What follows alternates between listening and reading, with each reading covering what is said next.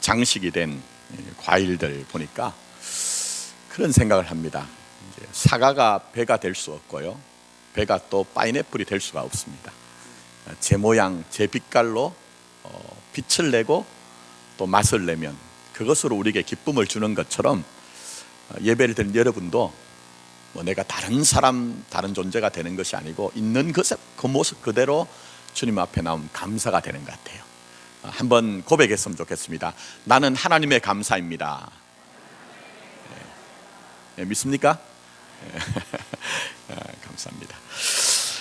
추수감사주일 맞으면서 이 추수감사주일을 왜 주셨을까 하고 이제 생각을 해봤어요. 그러면서 제 나름대로 전혀 생뚱맞은 얘기지만 봉선화 꽃물 드리기, 이렇게 제가 정리를 했습니다. 전혀 엉뚱한 얘기죠. 한번 들어보십시오. 혹시 소시적에 우리 노건사님들 손톱에 봉선화 꽃물 들이신 적 있죠? 근데 그게 언제 시작된지 아십니까? 사실 이것이 시작된 것은 고려 말입니다. 고려 말. 충선왕 때에 그때 아신 것처럼 원나라 곧 몽골에 우리가 지배를 받고 있었어요. 왕이긴 왕인데 이건 완전히 꼭두각시 왕이에요. 마음이 안 들면 얼마든지 그냥 퇴위를 시킬 수가 있습니다. 그런데 이 충선왕이 바로 그랬습니다. 왕에게 내려온 것뿐만 아니라 결국 원나라로 끌려가서 유배를 하게 됩니다. 얼마나 화딱지, 분노, 절망 여러 가지가 있겠죠. 그런데 어느 날 잠을 새핏 들었는데요, 낮에 꿈을 꿨는데 너무 이상한 꿈을 꾼 거예요. 아주 예쁜 소녀가 10손가락에 피를 철철 흘리면서 가락을 뜯고 있는 그런 꿈을 꾼 거예요. 그래 화들짝 깨가지고 기분이 너무 안 좋으니까, 섬찟하니까 이제 나와서 걸레를 이렇게 걸어 다니는데 저쪽에 보니까 정말 한 소녀가, 꿈에 본 소녀가요, 손가락에 실을 가지고 봉선화 꽃을 이렇게 다 묶어 가지고 빨간색으로 이렇게 물을 들이고 있는 거예요. 깜짝 놀라 가지고 그 소녀를 불렀습니다. 근데 놀랍게도 그 소녀가 시각장애인, 맹인이 앞을 못 보는 거예요. 그래서 이제 물었습니다. 왕이, 너는 어찌해서 손가락에 그렇게 실로 봉선화 꽃잎으로 그렇게 묶고 있느냐 물었어요. 그랬더니 그 앞을 못 보는 소녀 얘기합니다. 왕이시여, 사실은 저는 왕의 신하였던 누구의 딸입니다. 왕이 이곳으로 끌려올 때 함께 끌려왔고 아버지는 고국을 그리워하다 그 슬픔을 이기지 못하고 돌아가셨습니다. 그리고 저는 그 슬픔 때문에 눈이 이제 멀어버렸습니다 하는 그런 아픈 얘기를 하는 거예요. 왕이 얼마나 가슴이 찢어지겠습니까? 자기 때문에 그 한 사람의 인생이 그렇게 되니까. 자, 그런데 이 소녀가 이어서 얘기합니다. 뭐라고 얘기하느냐? 그렇게 아픈 일을 당하며 슬픈 제 가슴 속에는 핏빛과 같은 그런 슬픔이 있습니다. 핏빛과 같은 슬픔이 있습니다. 그 슬픔을 이겨내기 위해서 제가 제 손가락에 이렇게 봉선화로 꽃잎으로 물을 드렸습니다. 얘기를 하면서 하는 얘기가, 왕이시여, 제가 왕을 위해서 노래를 불러드리겠습니다 하고 가야금 가락을 뜯는데 그 내용은 다른 게 아니에요. 왕에게 고국으로 돌아가라는 거예요. 도무지 고국으로 돌아가서 이제 다시는 뭘 해보겠다는 꿈을 다 잃어버리고 그렇게 절망하고 있는 왕에게 그 가사의 내용이 무사히 고국으로 돌아가라는 거예요. 그때 이제 생각이 탁 깨는 거죠. 잃어버렸던 그 고국에 대한 어떤 마음들, 그걸 회복을 하고 결국 이 충선왕이 원나라의 무종이라는 왕이 이제 왕이 될 때 크게 도와줍니다. 협력을 하고 결국 무종이 왕이 되었을 때 다시 고국으로 돌아와요. 근데 그렇게 돌아오고 난 후에 그 소녀를 잊을 수가 있겠습니까? 도무지 못 잊는 거죠. 다시 소녀를 찾아봤더니 애석하게도 이미 그 소녀는 이 땅에 존재하지 않는 거예요. 존재하지 않는 거예요. 그래서 왕이 그 다음에 어떻게 했느냐, 그 소녀를 생각하면서 걸레에다가 봉선화 꽃을 많이 심게 하고요, 그리고 그 봉선화 꽃이 맺힐 때쯤 되면 걸레에 있는 여인들에게 전부 다 그 10손가락에 꽃잎으로 물을 드리라 했던 것이 시작이었다는 거예요. 자, 그런데 제가 왜 추수감사절은 봉선화 꽃잎으로 물 드리기라고 얘기를 하느냐, 여러분, 봉선화 꽃이 필 때쯤 되어서 궐레 여인들이 비단실로 그 손가락에 손톱을 물을 들인 그것을 볼 때 이 왕이, 충선왕이 뭐가 생각났을까요, 여러분? 그저 야, 곱다, 아름답다, 뭐 이 정도가 아니었을 것 같아요. 그 소녀가 생각났을 것 같아요. 그렇지, 내가 힘이 없어서 끌려갔던 그 나라에서 나는 희망도 없이 꿈도 잃어버리고 그렇게 살았는데, 그 앞을 못 보는 아버지를 따라서 어쩔 수 없이 끌려왔던 그 소녀가 나에게 노래를 불러주면서, 애달픈 노래를 불러주면서 왕이시여 고국으로 돌아가라고 해서 내가 이 자리에 있는 것이지 하는 것이 회상되고 기억나지 않았을까요, 여러분? 그래서 오늘 추수감사주일은 다른 것이 아닙니다.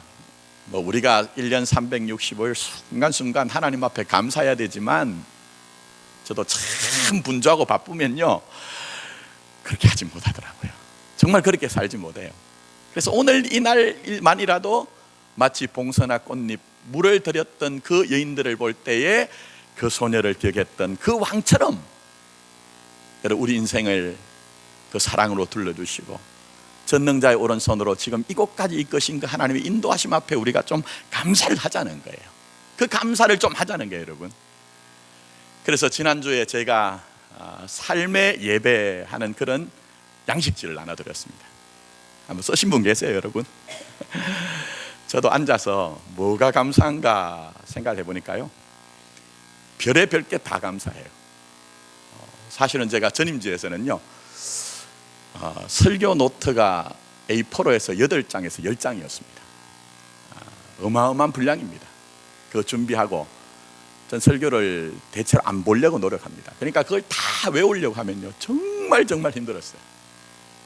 근데 드디어 저희 교회 와서 이제 좀 많이 훈련을 하면서 몇 장으로 줄어들었냐? 4장 반으로 줄어들었습니다. 이것만 해도 제가 고단한 그 설교를 외우는 거, 좀 무거운 짐을 벗은 거, 이것도 감사가 되더라고요. 근데 진짜 감사 쭉 생각을 하면서 한 문장으로 정리를 했습니다. 뭐 여백이 길지 않기 때문에 한 문장으로 정리했는데, 저는 이런 감사가 있더라고요. 이전에 알지 못했던 나의 실체를 알게 하시고, 이전에 알지 못했던 나의 실체를 알게 하시고, 작은아마 주를 더 의지하게 하심을 감사드립니다. 이렇게 이제 적었어요. 여러분들은 들으실 때 뭐 그저 그렇다 생각하지만 이건 제 삶의 실존의 고백입니다. 전 솔직하게 말씀드려서 교만한 사람이었습니다. 교만할 이유가 없는데 교만했어요. 왜냐하면 교역자로 부름받아서요 정말 믿음으로 산다고 생각했거든요. 남들보다 그래도 나는 믿음으로 산다고 생각을 했고, 열심히 산다고 했고, 성실하게 산다고 생각했고, 나름대로 제가 꿈꾸는 것들이 뭐 큰 성취를 안 이뤘지만 그래도 나름대로 뭔가를 하고 살았습니다. 그러니까 저에 대한 자부심이 있었어요. 근데 저도 인생의 하프타임을 지나면서 나름대로 광야를 만나면서요 그게 얼마나 헛된 생각인지를 좀 깨닫게 됐어요. 정말 내가 지금까지 입술로는 주님을 믿자 했지만 실제로는 주님을 믿었던 게 아니고요, 내가 나를 믿었구나, 그거 알게 되면서 요즘은 여러분이 저를 어떻게 보시든지 저는 제 중심의 진실로, 제 속사람으로, 뭐 큰 건 아니지만 정말 겨자씨만큼 그렇게 주님을 의지하는 믿음을 가지게 됐어요. 그래서 제가 삶의 예배 양식지에다가 그걸 이제 쭉 정리를 하면서, 이전에 알지 못했던 나의 실체를 알게 하시고 작은아마 주를 의지하게 하심을 감사드립니다. 그렇게 기록했습니다. 그렇게 보면 봉선화 꽃잎으로 물을 드리는 것, 예쁜 것으로만 이해할 수 있는 게 아니죠. 우리가 그 연원을 따지니까 그 안에는 얼마나 여러분 아픈 사연이 있는지, 또 그 슬픔을 딛고 일어나서 정말 인생을 우리가 제대로 산다는 것이 무엇인지 하는 게 그게 다 들어있잖아요. 저처럼 적어도 삶의 예배 양식지에다가 한 문장이라도 감사한 것이 무엇일까를 좀 고민하며 쓰신 분들도요 마치 봉선화 꽃물을 드리는 그 이야기처럼 남들이 알지 못하는 뭐 대단한 성취를 해서가 아니고, 나는 오늘 여기에 앞에 있는 과일들처럼 뭐 사과, 배, 파인애플처럼 그대로 변하지 않아도 내 속에서는 내 인생의 사연, 내 인생의 여러 가지 시줄과 낫줄처럼 느껴진 그 인생의 사건들 속에 나를 나되게 하신 하나님의 그 사랑에 대한 감복이 있지 않겠느냐는 거예요. 이건 뭐가 잘 됐다는 얘기가 아닙니다. 이건 뭐 대단한 뭔가를 이루었다는 얘기가 아닙니다. 그럼에도 불구하고 정말 깊은 감사가 하나님과의 관계 속에서 우리에게 이루어졌다는 것, 그게 참 감사한 거예요. 그래서 하박국 선지자가 그런 고백이 있죠. 그게 뭡니까? 여러분 잘 아시잖아요. 비록 무화과 나무가 어떻게 해요? 무성치 못하고 포도나무에 뭐가 없어요? 열매가 없는 거예요. 감람나무에 소출이 없으며 밭에 식물이 없으며 또 우리의 양이 없으며 외양간에 소가 없다고 얘기를 하고 있어요. 현상적으로는 궁핍이에요. 결핍이에요. 방황할 수밖에 없는 여러 가지 이유가 있어요. 근데 그는 거기에서 멈추지 않습니다. 멈추지 않아요. 나는 즐거워한다고 얘기합니다. 누구를 인하여 즐거워하죠? 여호와를 인하여. 여호와를 인하여. 나는 누구로 인하여 기뻐한다고 얘기하죠? 구원의 하나님을 인하여 기뻐하리로다. 뭐 대단한 것이 내 손에 붙잡혀지고 사람들이 내게 환호를 보내고 찬사를 보내고 당신 대단합니다라고 얘기하기 때문이 아니라 적어도 하나님과의 그 깊은 관계 속에서 하나님만이 내게 감사의 이유가 된다는 거예요. 오늘 이 추수감사주일을 맞아서 여러분에게 되었기 때문에, 무엇인가 주어진 것이 있기 때문에 감사하는 것뿐만 아니라 그럼에도 불구하고 하나님으로 인하여 감사하고 기뻐하고 찬양할 수 있는 여러분의 입술과 마음이 되기를 예수님의 이름으로 축복합니다. 자, 근데 문제가 있습니다. 감사라는 것은 누가 감사하세요? 감사하셔야 됩니다. 감사하시는 것이 어떨까요? 라고 정유하고 요청한다고 되는 게 아니에요. 그건 전부 다 가짜의 감사거든요. 그럼 여러분들이 정말 중심의 진실을 가지고 속사람으로 감사하기 위해서 뭐가 필요할까요? 제가 볼 때는요, 생각이 바뀌어야 됩니다. 우리의 생각이 분명하게 변화가 돼야 됩니다. 그게 돼야지만 우리가 감사하자고 해서 감사하는 것이 아니고 자원하여 내 의지를 가지고 내 마음을 가지고 감사를 할 수가 있는 거예요. 그래서 오늘 먼저 결론부터 한 가지 말씀드립니다. 결론은 우리의 생각이 어떻게 돼야 되냐. 하나님 우리에게 나를 일으키시는 분은 하나님의 사랑이라는 것을 기억하라고 말씀하세요. 나를 나되게 하고 나를 일으키시는 것은 하나님의 사랑인 것을 기억하고 그 생각으로 말미암아 감사하는 인생이 되라고 우리에게 말씀하고 계세요. 자, 오늘 본문에 등장하는 한 사람은 우리 너무 익숙한 사람이에요. 이 사람은 하나님의 부름을 받아서 대단한 능력을 발휘했습니다. 그런데 한순간 인생의 나락에 떨어집니다. 제가 비유적으로 말씀을 드리면 한숨을 쉬는 정도가 아니고요, 완전히 무릎이 꺾여진 사람이에요. 한숨을 쉬는 정도가 아니고 완전히 무릎이 꺾여진 사람입니다. 이 사람은 오늘 본문이 등장하는 19장 이전에 18장을 보면요, 오늘 이 19장에 등장하는 이 모습은 어색하기가 짝이 없어요. 18장까지 보시면 엘리야는 갈멜산에서 바알과 아세라 선지자 850명과 홀홀단신으로 그들과 영적인 전쟁을 합니다. 전혀 물러서지도 않고 주눅들지도 않고 하나님의 이기심이 무엇인지를 나타내고 있어요. 그가 하나님 앞에서 기도할 때 하늘 문이 활짝 열립니다. 3년 6개월 동안 완전히 닫혀있던 그 문이 열리면서 거기에 비가 억수같이 내리는 그런 일들이 있습니다. 왕의 마차보다도 더 빨리 달려가는 그런 대단한 어떤 능력을 보여주고 있어요. 얼마나 대단합니까? 얼마나 여러분 대단합니까? 도무지 절망이나 낙심이나 뭐 이런 것과는 전혀 상관이 없을 것 같아요. 근데 오늘 본문에 보니까 이 엘리야가 내 생명을 거두어 달래요. 이건 짧게 기록됐지만 이렇습니다. 내 조상들과 비교해서 나는 너무 비참한 사람입니다.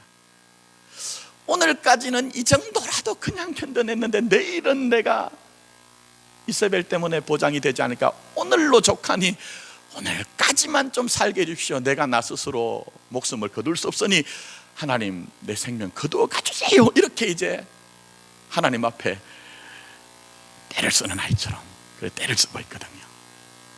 때를 쓰고 있습니다, 여러분. 그래서 우리가 이런 모습 보면 참 적당치 않다 이런 마음이 들거든요. 적당치 않다는 그런 어떤 이미지가 있습니다. 그래서 오늘 본문에서도 이런 이제 어떤 모습으로 엘리야가 있는 모습을 나타내기 위해서 등장한 한 식물이 있습니다. 오늘 본문에 보니까 한 가지 식물이 나오죠. 무슨 식물입니까? 로뎀나무. 이렇게 이제 말씀이 기록되어 있습니다. 우리는 로뎀나무에 대한 이해가 굉장히 왜곡되어 있습니다. 많은 사람들은 로뎀나무라고 하면 그것이 쉼을 주고 안식을 준다고 생각합니다. 그래서 어떤 교회들 보니까요, 교회 이름을 로뎀나무 교회. 또 신앙 있는 분들이 카페나 펜션을 경영하는 경우에도 로뎀나무 카페, 로뎀나무 펜션 이렇게 짓더라고요. 왜냐하면 그게 쉼과 안식의 이미지이기 때문에. 근데 성경은 1차적으로 로뎀나무가 쉼과 안식이 아닙니다. 비참입니다. 떨어질래야 떨어질 나락이 없는 것을 상징적으로 표현할 때 로뎀나무를 등장시킵니다.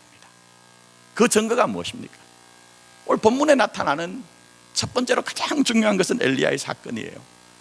스스로 죽기를 구하는 그 사람, 로뎀나무 아래 누워 있어요. 많은 사람들은 이 로뎀나무의 커다란 그늘 아래서 그가 마음과 육체를 소생시키고 영적으로 회복이 되어가지고 뭔가 재충전의 기회를 가진다고 생각하지만 사실은 이 로뎀나무는요, 뎃사리나무입니다. 학명이 우리로 말하면 쌀이나무와 비슷한 거예요. 큰 나무가 아닙니다. 가지가 많은 것도 아니에요. 입이 무성한 것도 아니에요. 그저 머리 하나만 쳐박고 있을 정도의 그 정도의 어떤 작은 그늘을 제공하는 그 나무예요. 북이스라엘로부터 이세벨이 너를 죽이겠다는 그 한마디에 영혼이 마구 흔들려서 결국 그 먼 길을 단숨에 달려와서 육체적으로도 정신적으로 영적으로 완전히 탈진을 해가지고 무릎이 꺾이다 보니까 뭐 다른 일을 하지 못하고 그저 머리 하나 처박을 수 있을 정도의 그 그늘에 완전히 누워있는 모습, 이건 안식의 모습이 아니거든요. 쉼의 모습이 아니거든요. 우선은 비참의 모습인 것입니다. 또 하나 성경에 대표적으로 등장하는 사건이 있습니다. 아브라함이 여러분 아신 것처럼 아들을 낳지 못하니까 애굽 여인 하갈을 취하잖아요. 그래서 그 사이에 낳은 아들이 누구죠? 이스마엘. 나중에 이삭이 나니까 이 이스마엘이 먼저 이제 장성하니까 자꾸 이삭을 괴롭히니까 아브라함이 결단을 하죠. 그게 뭡니까? 나가라는 거예요. 나가라는 거예요. 그 아들 이끌고 나와서 강야로 갔더니 도무지 어찌할 바를 모르는 거예요. 죽어가는 그 아들이 혀를 쫙쫙 다시면서 죽어갈 때 이 하갈이 너무나 안타까워서 그 죽어가는 아들을 보는 그 애미의 심정이 어떨까요, 여러분? 그래서 창세기의 말씀에 보니까 이 하갈이 자기 아들을 관목 덤불 아래에 눕히고 차마 아들에게 자기의 모습을 보일 수가 없어서 화살을 쏘면 떨어지는 그 거리쯤 가서 통곡을 합니다. 통곡을 합니다. 그때 등장하는 이 관목덤불이 우리말에는 관목덤불로 번역이 됐지만 바로 로뎀나무예요. 그러니 이것은 쉼과 안식이 아니라 사실은 비참이라는 거예요. 근데 놀라운 것이 있습니다. 하나님이 함께 하실 때 그 비참의 자리에 반전이 일어납니다. 한숨만 쉬는 것이 아니라 무릎이 꺾여져서 내가 더 이상 어떤 것도 하지 못한다고 그 무능에 쩌들어서 나를 죽여달라고 하던 이 엘리야나 하갈이나 그 비참의 자리에서 하나님이 함께 하실 때 반전이 일어나서 엘리야가 40주 40야를 다시 힘을 얻어서 걸어간 것처럼 하갈이 자기 아들을 안고 다시 아브라함의 집에 들어간 것처럼 가야 되는 길을 가는 그런 인생을 살게 되었다는 거예요. 사랑하는 성도 여러분, 우리도 가만히 보면은 우리 인생에 늘 좋은 일만 있는 건 아니에요. 이렇게 오늘 이 추수감사주일을 맞아서 감사합니다 하는 고백으로 나오셨지만, 우리 인생의 속살을 보면 누구든지 로뎀나무 그늘 아래 앉아있을 때도 있고요, 참 내 인생이 작다, 초라하다, 비참하다 하는 그런 자리가 있어요. 근데 그때에 우리는 누가 아니라 나와 함께 하시는 하나님을 기억해야 됩니다. 내가 좋을 때가 아니라 사실은 가장 왜소화되고 가장 비참할 때도 다른 사람들은 전부 다 나를 등을 돌리고 천만인이 둘러 나를 진친다 할지라도 내 편이 되어서 먹여주시고 마시게 하시고 힘주시는 그 하나님을 우리가 분명히 믿어야 합니다. 그럴 때에 그것이 바로 우리에게 새로운 인생을 살 수 있는 출발이 되는 것입니다. 오늘 이 시대를 보십시오. 제가 말씀을 드리지 않아도 수많은 사람들이 어쩔 수 없이 자기 스스로 로뎀나무 아래 그늘을 찾아가는 시대예요. 제가 만난 분들 중에서요, 내 인생이 지금 괜찮다 싶다 뭐 이렇게 얘기하는 분은 아무도 없어요.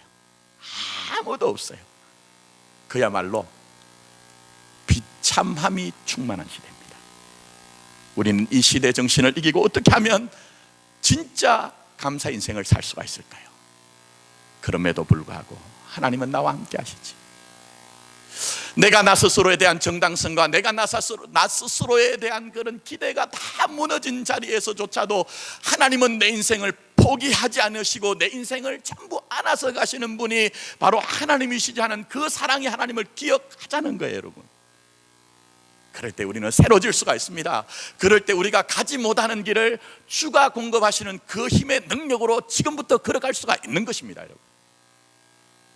오늘 그것을 생각하고 기억하고 그것을 믿으라고 우리 주님이 말씀하고 계시는 거예요. 여러분 생각해 보십시오.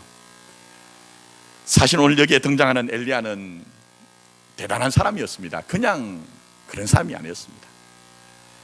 그 당시에 이스라엘 사람들이 전부 다 야훼 신앙을 버리고 다 하나님을 떠나갈 때 자기 스스로 나 혼자 하나님을 믿는 사람이 남았다고 할 정도로 대단한 사람이었거든요. 제가 그리고 말씀드리지 않아도 그 수많은 기적의 주인공이었습니다. 그는 하나님을 믿었고 하나님은 그와 함께 하셨고 그 기적의 현장, 이적의 현장을 통해 하나님이 엘리야와 함께 한다는 것을 전부 다 나타내 주셨어요. 갈멜산에서 그가 뭘 요청합니까?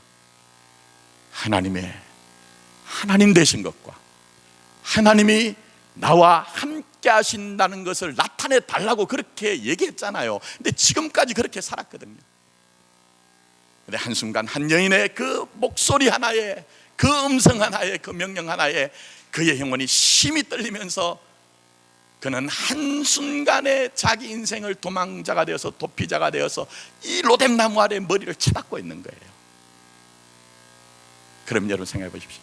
아니 성경에는 좀 사람을 등장시키실 때 처음부터 믿음으로 살고 한 번도 변화되지 않은 믿음을 가지고 자기 인생을 좀 걸어가는 사람을 등장시키시지, 그렇게 믿음이 출중했던 것 같았는데 왜 이런 사람을 등장시키느냐.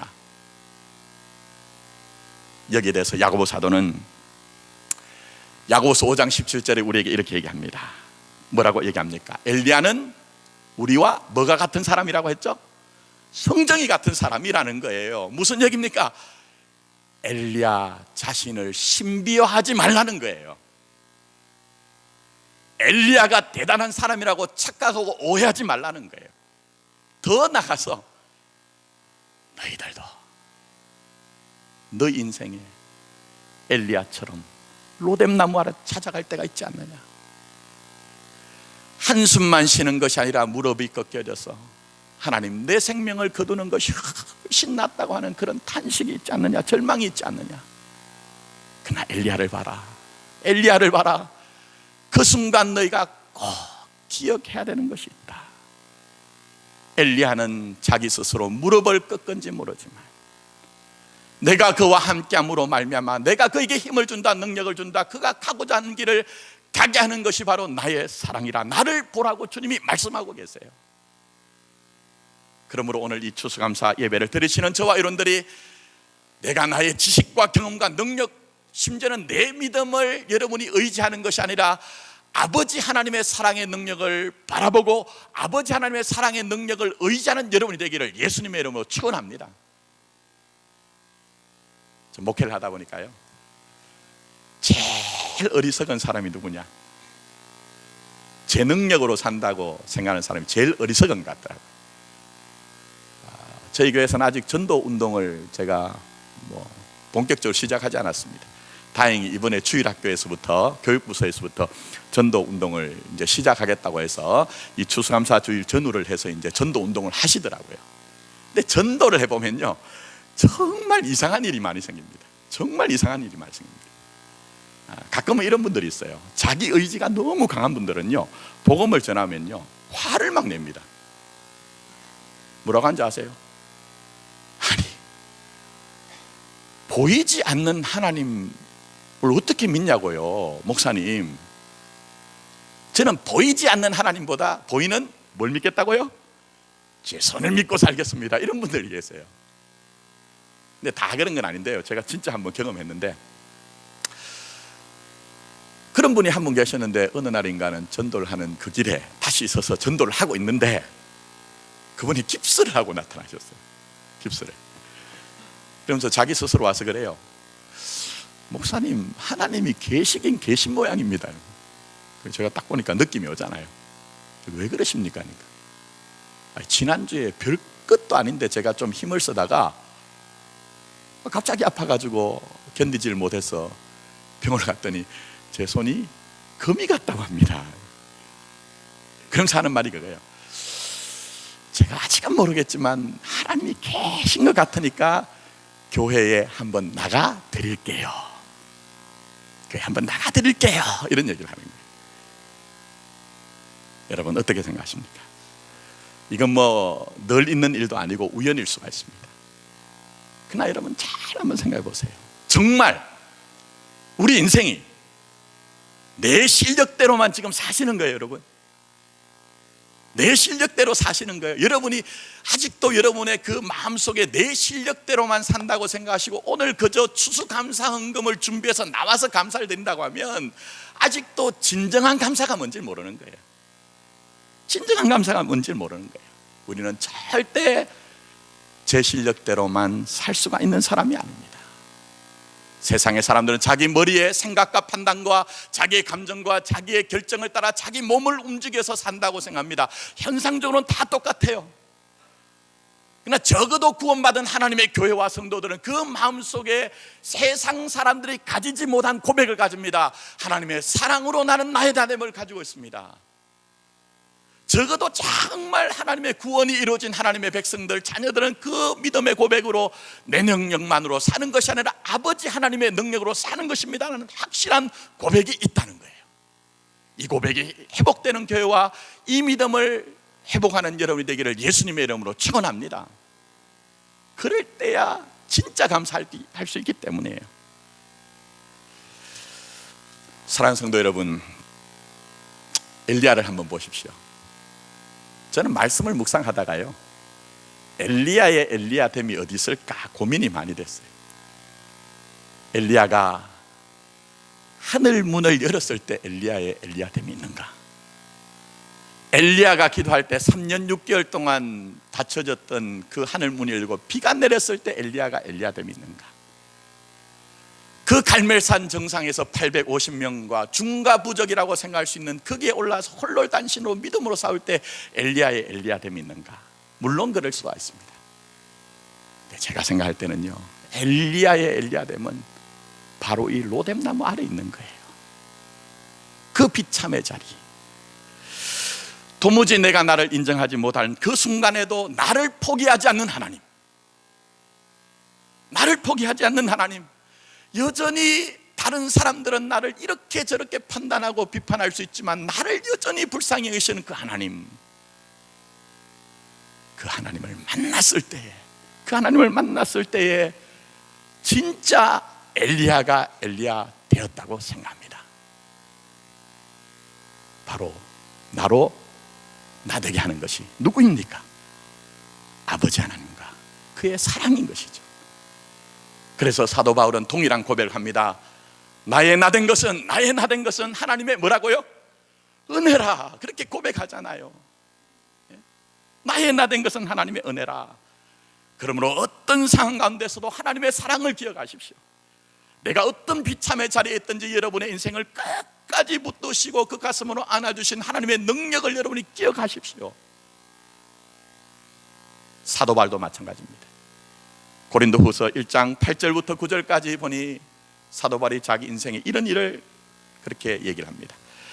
형제들아, 우리가 아시아에서 당한 환난을 너희가 모르기를 원하지 아니하노니 힘에 겹도록 심한 고난을 당하여 살 소망이 끊어지고 우리는 우리 자신이 사형 선고를 받은 줄로 알았노라 이렇게 합니다. 그야말로 로뎀나무예요. 비참의 자리에 떨어진 거예요. 그런데 놀라운 것은 한숨이 아니라 이 무릎이 꺾인 자리에서 사도 바울이 이렇게 고백합니다. 이는 자기에게 발생되어진 일들, 억울하게 당한 일이라고 얘기하잖아요. 우연하게 생긴 일이라고 얘기하잖아요. 이는 자기를 뭘 하지 말고 의지하지 말고 오직 죽은 자를 다시 살리신 누구만 의지하라고요? 하나님만 의지하게 하려 하십니다. 이게 지금 엘리야에게 일어난 거예요. 근데 놀라운 이런 일들은 엘리야와 사도 바울에게만 일어난 것이 아니라 여전히 하나님의 그 사랑에 쌓여져 있는 여러분의 인생에도 일어났다는 거예요. 그래서 이 사랑을 기억하는 자들이 어떤 삶을 삽니까? 사도 바울이 이렇게 우리에게 고백을 합니다. 우리가 사방으로 우겨쌈을 당하여도 쌓이지 아니하고 답답한 일을 당하여도 낙심하지 아니하고 박해를 받아도 버림받지 아니하고 거꾸로 뜨림을 당하여도 망하지 아니하고, 이게 바로 믿음의 내용이요 믿음의 실제라고 우리에게 말씀하고 있습니다. 이 일이 바로 엘리야에게 일어났고 바울에게 일어났고 지금까지 여러분에게 일어난 일들인 것입니다. 그러므로 여러분의 입술로 마음의 고백으로 지금까지 지내온 것 하나님의 뭐라고요? 은혜라. 이 하나님의 사랑을 기억하시고 이 하나님의 사랑을 믿는다면 우리의 삶도 그 로뎀나무를 박차고 일어나서 40주 40야를 가야 될 곳을 갔던 엘리야처럼 새로운 인생의 길을 분명히 걸어갈 수가 있을 것입니다. 이런 교회 되고 이런 성도 되기를 예수님의 이름으로 축원합니다. 기도드리도록 하겠습니다. 추수감사주일입니다.